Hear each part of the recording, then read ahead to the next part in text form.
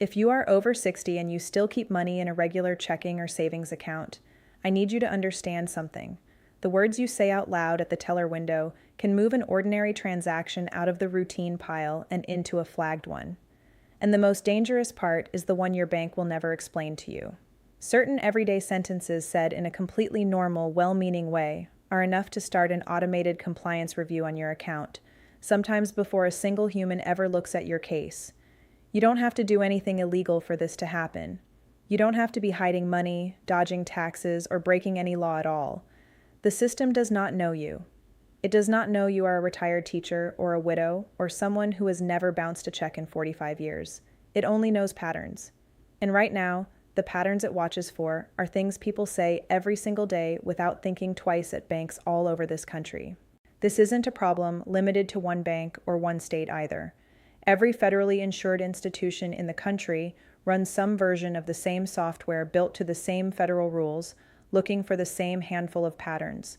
A small credit union in a town of 2,000 people uses functionally the same compliance triggers as a national bank with branches in every state.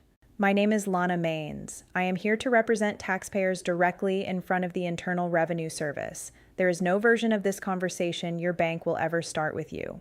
So today I am going to give you three things. The three exact phrases that move an ordinary transaction onto that radar, the reason retirees get caught by this more than any other age group, and the 5 things careful retirees actually do before a large transaction, so their money stays exactly where it belongs in their name in their account on the day they need it. None of this requires a lawyer, a special account, or anything complicated. It just requires knowing the rules nobody hands you at the teller window. Stay with me to the end because that last part is the part nobody explains to you for free, and it's the part that actually keeps your account safe. Let me start with the first phrase, the one that surprises people the most. It is any sentence that implies you know about the $10,000 reporting line. I want to avoid the extra paperwork. Can we keep it under the limit? Is there a way to do this so it doesn't get reported? Even something as small as, I'll just come back tomorrow for the rest, said about a deposit falls into the same category. Even joking about it with the teller in a friendly tone doesn't make it any safer to say. Here's the system underneath that. Under the Bank Secrecy Act of 1970, your bank has to file a currency transaction report anytime a cash transaction crosses $10,000. That report includes your name, your social security number, your address, and the exact amount and time of the transaction, and it goes into a federal database. That report is routine. Millions get filed every year for completely ordinary reasons, and most banks will simply tell you it's required because it isn't a secret. Worth knowing that $10,000 number was set in 1970 and has never once been adjusted for inflation. By a rough consumer price index calculation, $10,000 in 1970 is somewhere around $75,000 to $80,000 today, which is part of why an ordinary retirement-related transaction can look on paper like the kind of amount the rule was originally written for. The report that actually is kept secret is a different one called a suspicious activity report. It has no dollar floor at all. It can be filed on a $500 transaction, and by law, if one is filed on you, the bank cannot tell you. You will never see it. Saying anything that frames a transaction around the $10,000 number pushes you toward that second hidden report because it can be read as structuring, a separate federal offense under Title 31, Section 5324, and it's a crime even when the underlying money is completely legal. Here's the part most people get wrong. Back in 1994, the Supreme Court actually ruled in Ratzlaff versus United States that prosecutors had to prove you knew structuring itself was illegal, not just that you knew about the reporting rule. That protection lasted about as long as it took Congress to notice. Later that same year, lawmakers rewrote the statute specifically to remove it. Today, prosecutors only have to show you meant to dodge the report, nothing more. This is not theoretical. In 2013, the IRS seized nearly $33,000 from Carol Hinders, a 67-year-old Iowa restaurant owner, simply because her routine cash deposits ran under $10,000. The same year, convenience store owner Lyndon McClellan had his entire account, $107,721, taken the same way. Both eventually got their money back, but only after years of fighting because under civil forfeiture rules, the government can take the money first and make the account holder prove their own innocence afterward, with no criminal charge required. Congress did eventually respond, passing a 2019 law that now requires the IRS to tie any structuring seizure it keeps to an actual illegal source, which is real progress. But it doesn't stop a seizure from happening to you in the first place. The simplest way to stay off that radar is to never frame your own transaction around the threshold out loud to anyone.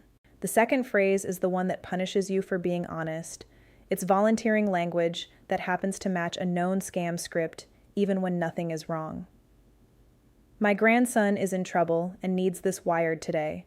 I met someone online and he needs help getting home. A friend told me about a guaranteed return in cryptocurrency. Someone from the IRS is helping me move my money somewhere safer. Even the Microsoft people are helping me move my account somewhere safer. Follows the exact same script. Even a phone call to your bank using these same words instead of an in-person visit triggers the identical review. Here is the cruel part. In 2018, Congress passed the Senior SAFE Act, which gives trained bank employees legal immunity if they report suspected exploitation of a customer 65 or older. Read that again. It doesn't force the bank to report you. It just removes their downside risk for reporting, which means plenty of banks train staff to flag this exact list of phrases on site. Banks have clearly taken that incentive seriously. In 2021 alone, financial institutions filed more than 72,000 suspicious activity reports tied to suspected elder exploitation, up from 62,000 the year before, according to FinCEN's own figures. And it doesn't only catch real scams. It catches a retiree selling a car to a stranger from an online listing or genuinely wiring a grandchild bail money or moving savings into Bitcoin through a regulated exchange. None of that is illegal. The words just happen to match the pattern. The fix isn't silence. It's swapping the specific trigger words for plain ones. A personal gift, a private purchase, a personal investment. The third phrase is the one almost nobody catches until it's too late. It's refusing to answer a teller's routine question. That's none of your business. I don't have to explain my own money. You are completely right that it's your money. But under the Bank Secrecy Act's Know Your Customer rules, the bank has to be able to explain unusual activity in your file. And a flat refusal is frequently treated as the red flag itself. Not because you did anything wrong, but because an unexplained transaction is exactly what the system is built to escalate. Picture two retirees each withdrawing $9,000 for a roof repair.